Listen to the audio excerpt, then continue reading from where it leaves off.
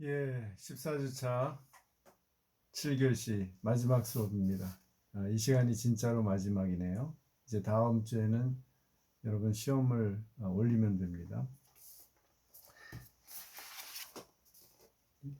이 시간에는 이제 30과 마지막 과이죠. 자연을 지배하려는 시도 유전자 과학에 대해서 하겠습니다. 273쪽에 지금 유전자 과학이 생물학의 아주 그 핵심을 이루고 있죠. 역사를 이제 우리가 살펴보면서 우선 동영상 하나를 보고 우리 이 유전자 과학의 역사를 좀 이렇게 쭉 책의 내용을 흐름에 따라서 설명해보고, 그리고 마지막에는 우리 한민족의 유전적인 구성이 어떻게 되어 있는가를 보여주는 재밌는 영상 하나 보고 이제 수업을 마치겠습니다. 자, 그럼 먼저 이 유전자 과학의 발전에 대한 영상을 하나 볼까요? 5분 정도 됩니다.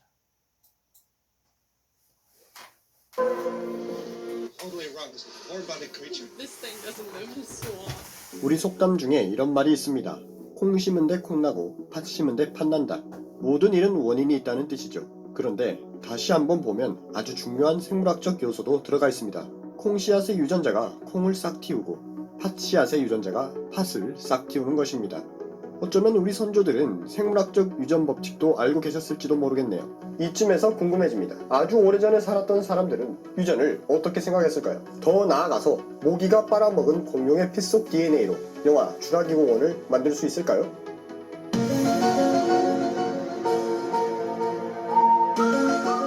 모든 의사들의 아버지 히포크라테스님께서는 신체를 형성하는 요소들이 모여서 다음 세대로 전해진다고 생각했습니다.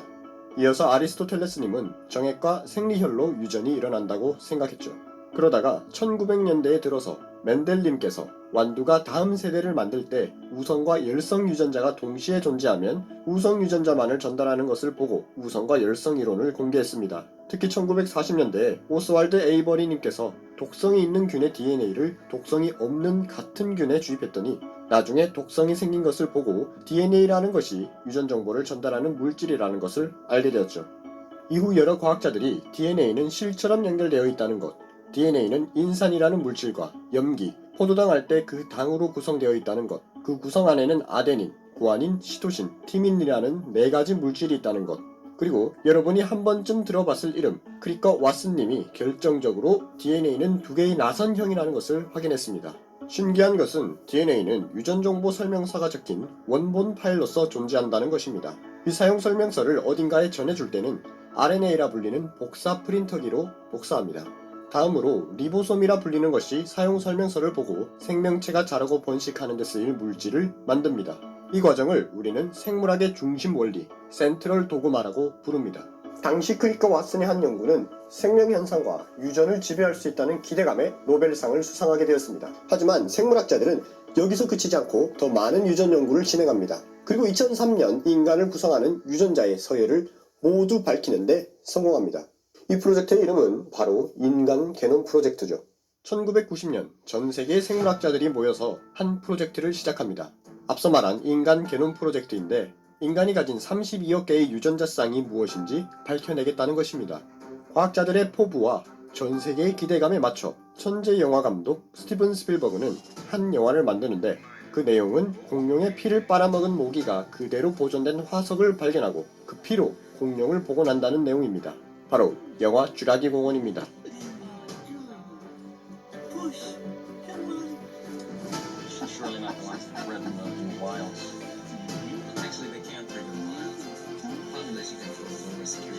하지만 인간 게놈 프로젝트가 완료되고 나서 보니 영화 쥬라기 공원의 설정은 말이 안 되는 것이었습니다. 왜냐면 DNA 중 극히 일부만이 생명체가 필요로 하는 단백질 요소를 만드는 데 쓰이고 생명체가 살아가는 데 쓰이는 효소나 구성 성분을 만드는 데 쓰이고 나머지는 아직 알려지지 않은 것이 대부분이었습니다. 이 영화 때문에 나중에 많은 생물학자들이 영감을 얻고 또 연구를 진행했다고 합니다. 그간의 여러 연구에서 알게 된 것은 난자와 정자가 만나 다음 세대의 생명체가 만들어질 때 단순히 각각의 유전 정보만이 만나 태아를 만드는 것이 아니라 난자와 정자가 가지고 있는 수많은 생체 분자들, 세포 소기관들도 함께 전달되어서 DNA 암호를 해독하고 생명체가 자랄 수 있게 해준다는 것입니다. 따라서 실제로 우리가 공룡을 복원하려면 오염되지 않은 공룡의 DNA를 공룡과 아주 유사한 생명체인 닭의 난자에 집어넣고 데리모르스를 닭에 착상시켜 알을 낳게 해야 그나마 가능성이 있을 것입니다. 그런데 알고 보니 더 큰 문제가 있습니다. 유전 정보는 100만 년이 지나면 사라진다고 하네요. 우리가 아는 공룡은 6,500만 년 전에 죽었기 때문에 남아있는 유전 정보는 없을 것입니다. 만약 공룡을 복원하는데 성공한다면 여러분들은 구경하러 가고 싶나요? 공룡 동물원이 생긴다면 어떨 것 같나요? 생물학에서의 이러한 고민은 연극 게놈 익스프레스에서도 만날 수 있습니다. 네, 과학 만화책 게놈 익스프레스, 그것을 원작으로 하는 연극이죠. DNA가 무엇인지 밝히기 위해 달려온 과학자, 하지만 DNA만으로는 다 알 수 없는 생명을 다룬 이야기입니다. 어떤가요? 조금이나마 DNA에 대해서 알게 되었나요? 자, 그렇다면 좋아요와 구독 꼭 부탁합니다. 대강의 역사가 나오죠. 정확하지 않은 것도 있고요. 우리 책에 보면 이 DNA 같은 개념을 처음으로 얘기한 것은 우리 그리스의 데모크리토스, 원자론자 데모크리토스가 판겐이라는 입자가 부모에게서 전달된다 라고 했죠. 그 판겐이 바로 DNA를 말하는 거죠. 최초의 유전자를 이제 개념적으로 얘기를 했다고 볼 수 있죠. 그 이후에 연구가 전무하다가 이 유전에 대한 현상, 유전 현상을 처음으로 밝힌 사람이 유명한 신부, 오스트리아의 신부인 멘델이죠. 그래서 멘델을 유전학의 창시자라고 하죠. 여러분 다 배웠을 겁니다. 중고등학교 때 완두콩을 연구해서 그 형질에 따라서 어떻게 우성과 열성이 그 자손 세대에 조합이 되어서 나타나는가를 연구했죠. 그것을 밝힌 논문이 1865년. 그러니까 여기 20세기라고 그랬는데 이미 19세기 중후반에 발표한 거죠. 식물 잡종에 관한 연구라고 해서 멘델로부터 이 유전자, 정확히 그 DNA는 몰랐지만 유전 현상이라는 것이 이제 드러나게 된 거죠. 그 후에 20세기 들어와서 이제 여러 식물학자, 생물학자, 의사들에 의해서 이제 점차로 그 유전자가 점점 밝혀지게 됐죠. 그래서 1904년에 미국의 서튼이 이제 세포핵의 염색체 그 덩어리 있죠. 이렇게 그것이 이렇게 염색체가 이렇게 이중 나선이 이제 하나의 줄로 보이는 거죠. 그걸 발견한 거죠. 그리고 이것을 1909년에 덴마크의 요한센이라는 학자가 이 사람이 식물학자예요. 그 사람이 유전자, 진이라는 말을 처음으로 부르게 됐죠. 그리고 결정적으로 이 DNA와 RNA를 밝혀낸 사람이 미국의 세균학자인 에이버리죠. 여기도 아까 영상에도 잠깐 나왔죠. 1940년에 에이버리가 이 세균을 연구하다가 세균 내에서 DNA, 세균은 아주 작으니까 거기서 이제 DNA를 찾아낸 겁니다. 그리고 그 단백질 4개, 그 단백질이 이렇게 서로 연결돼 있죠. TCGA 해서 티민, 시토닌, 구아닌, 아데닌 해서 이 단백질 분자가 이렇게 서로 연결돼서 이렇게 그것이 쭉 연결돼서 사다리처럼 연결되어 있는데 그것이 꼬여서 이중나선이라고 되어 있죠. 그리고 또 하나는 아까 이 유전자 지도를 복제해 가지고 다음 세대에 이렇게 넘겨주는 RNA를 밝혀낸 거죠. 그러니까 DNA와 RNA가 함께 이 작업을 해서 유전자를 다음 세대에 이렇게 전달해 주는 거죠. 그 다음에 1951년에 영국의 프랭클린이 이 분자 구조, 이 DNA의 분자가 어떻게 연결되어 있나를 찾아냈고, 이제 그것을 이렇게 엑선 이렇게 찍어가지고서 그걸 알아냈어요. 이분은 여성인데 암으로 돌아가셨어요. 그래서 이분의 연구가 꽃을 피우지 못하고 그 정보가 1953년에 왓슨과 크릭에게 전달이 되어서 이들이 그 사진을 보고 이게 이렇게 꼬여 있구나라는 걸 알게 돼 있죠. 그래서 이제 DNA의 이중 나선 구조를 해명함으로써 이분들이 이제 노벨상을 받게 되었죠. 이게 이제 1953년입니다. 그리고 1972년에 버그라는 학자가 최초로 DNA를 재조합하는 기술을 개발했어요. 이 바이러스하고 지금 뭐 C19 같은 바이러스하고 대장균을 이렇게 DNA를 밝혀내서 이렇게 잘라내서 서로 합성을 한 거죠. 지금 그런 합성 기술로 최근에 한국하고 미국의 기술진들이 우리 그 유전자의 질병을 어떤 부분을 새로운 재조합을 통해서 수술을 하는 거죠. 가위질을 해서 새로운 DNA 일부를 붙여넣음으로써, 그러니까 새로 만들어내는 건 아니에요. 다른 데에 있는 그 DNA 염기를 거기다 붙여넣음으로써 유전병을 치료하는 기술을 개발했다는 최근의 보도가 나왔죠. 그 기술이 바로 유전자 재조합 기술입니다. 이 분야가 이제 앞으로 더 발전하겠죠. 질병을 고치기 위해서.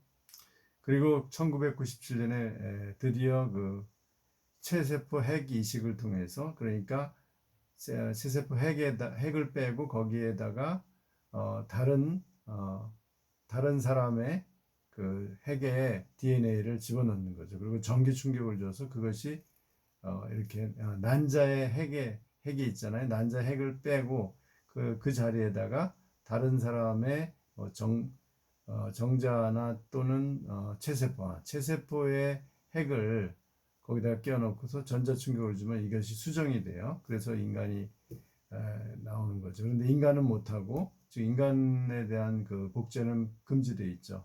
그래서 복제양 돌리를 탄생시켰고, 그래서 이제 이 체세포 핵이식 기술이 아주 발전해서 우리나라까지 거기에 그 정말 첨단의 경쟁을 했죠. 그 대표적인 사람이 황우석 박사인데, 이분이 인간 배아 복제를 성공했다고 이렇게 발표해서 네이처지에 아주 센세이션을 일으켰고, 정말 그게 사실이었다면 아마 후에 노벨상을 받았을 겁니다. 노벨 생물학상. 그런데 문제는 이분이 그게 거짓말로 드러났죠. 이분이 사진을 6개를 찍어서 네이처지에 냈는데 그게 하나만 진짜고 나머지는 다 이렇게 사진을 복사한 거예요. 그래서 6개 정도가 생겼다, 이렇게 6번. 그래야 이제 믿을 수 있으니까. 그런데 그 첫 번째 사진이 뭐냐면 인위적으로 이렇게 배아 복제를 한 게 아니라 그 난자의 핵에 그 DNA를 빼고 그 다음에 외부에 다른 사람의 이제 세포에 있는 DNA를 집어넣어서 그래서 한 2주 동안 14일 정도 성장시키면 그게 배아가 되거든요. 그게 아니라 자연적으로 그 체세포를, 예를 들면 난자의 핵에 있는 그 핵을 빼놓고 그 다음에 수정을 하기 전에 그 상태에서 자연적으로 수정이 된 거예요. 이게 특이 현상이죠. 기적. 그러니까 성경에 나오는 마리아의 그 성령에 의한 수태, 이런 것을 연상케 하는, 그러니까 남자의 정자나 다른 사람의 DNA가 들어가지 않았는데 그냥 스스로 난자가 이렇게 수정을 하는 거예요. 그래서 이렇게 분열을 하는 겁니다. 그래서 거기서 아기가 되는 거죠. 가만히 10개월을 놔두면 자궁 속에서 이제 그런 것이 자연 어떤 수정이 일어난 거예요. 정말 드문, 자연에서 아주 기적적인, 인간에게는 아주 드문 일인데 그것이 일어났는데 그것을 사진 찍어서 6개를 만들어서 거짓으로 낸 겁니다. 그래서 들통이 났죠. 그게 여기서 우리가 과학자의 윤리, 너무 그 경쟁과 또는 빨리 그 업적을 내려는 그 어떤 명예욕, 그 욕심 때문에 결국은 모든 것을 다 수포로 만들고 우리나라에 큰 해를 끼쳤죠. 그래서 이제 과학자의 윤리가 얼마나 중요하냐를 알게 됩니다. 그래서 결국은 과학뿐만 아니라 어떤 분야에도 결국 윤리가 경제도 그렇고 정치도 그렇고 사회문화, 스포츠, 예술에도 윤리, 비윤리적인 어떤 일들을 하면서 어떤 업적을 쌓으려고 하는 것은 결국은 다 무너지게 되어 있다는 것을 우리가 과학을 통해서도 깨닫게 됩니다. 예, 마지막으로 이 영상 하나 보고 우리 마치기로 하겠습니다. 우리 한국인의 뿌리는 어디서 왔을까요? 조금 주관적인 영상이니까 참고해서 보십시오. 드릴 민족은 한국의 한민족입니다. 현재 한국인들은 한반도의 대부분과 상당수 중국 만주 지방에 거주하고 있습니다. 또 소수는 고려인이라는 이름으로 중앙아시아 땅에 살고 있죠. 자, 그럼 우리 한국인들은 한반도에 정착하기 전 아주 먼 옛날 어디로부터 왔을까요? 저는 세 집단으로 분류하고 싶습니다. 첫 번째, 북방계 몽골로이드. 6만 년 전 아프리카에서 다수의 현생 인류가 유라시아 대륙으로 탈출합니다. 유라시아 대륙의 현생 인류의 씨가 사방팔방으로 뿌려지기 시작한 거죠. 그들은 아라비아 반도, 코카소스 산맥, 인도아 대륙 할 것 없이 뿌려졌습니다.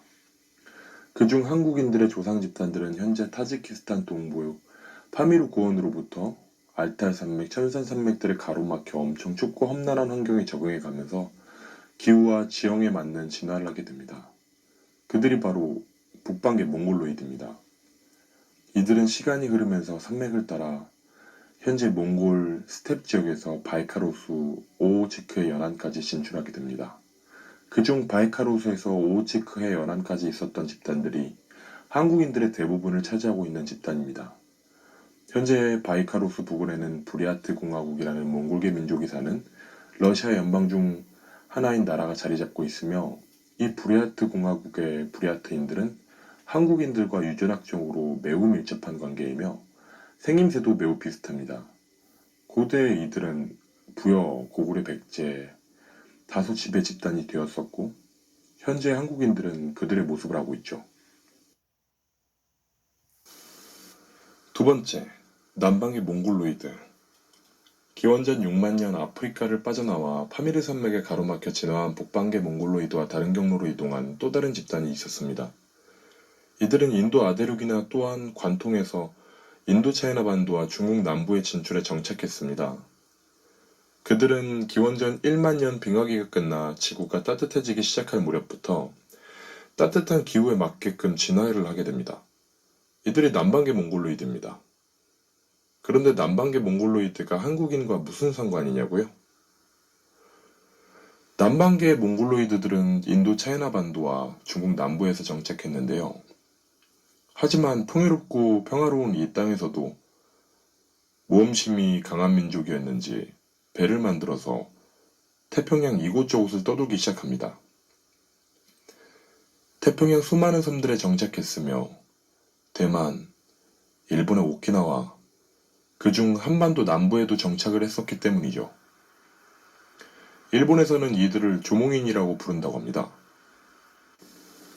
세 번째는 위에 흔히들 알고 계시는 사실 이외에 신라 김씨, 흉노 가설이라는 백인종游牧민족과 몽골로이드游牧민족의 혼혈 집단 유입설인데요. 다들 의아해 하실 겁니다.